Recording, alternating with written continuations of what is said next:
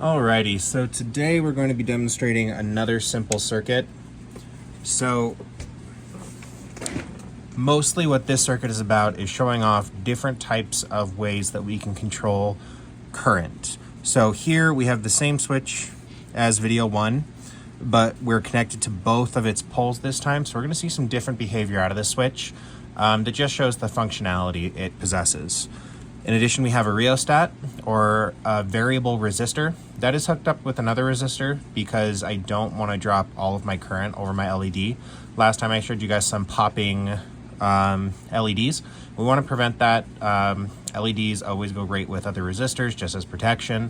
Since our variable resistor can let too much go through, it's good to pair these two together.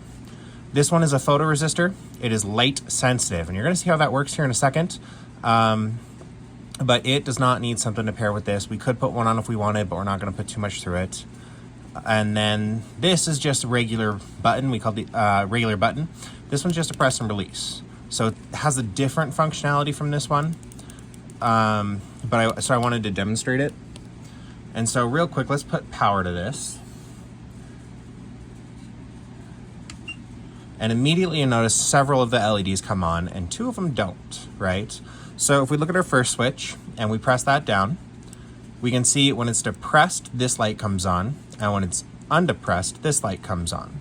So that shows, last time I was talking about the normally open, normally closed, that shows that this guy allows for 2 paths of current. And you can pick which one you want based on pressing it or not. That has lots of different functionalities. Something that this might be good for is if you have a cabinet or a door, and when you want the door closed, it switches. That could even be off where this LED is not here, and it can be opened, and then when you open up the door, a little light turns on. But that's what he does. This guy rheostat, like I was saying before, he has a variable resistance, so it's a little knob, and if I twist this knob, more resistance gets put in. You can see the LED gets dimmer because there's more resistance inside of it. So let's go ahead and bring that down all the way. This guy is really interesting. Because the resistor reacts to light, we actually can change how it is just by covering up the photoresistor. And you can see how its behavior is affected by the amount of light that's in it. Additionally, that's when we cover it up. If we expose it to more light, like this laser, hold on, we get a way brighter light out of it.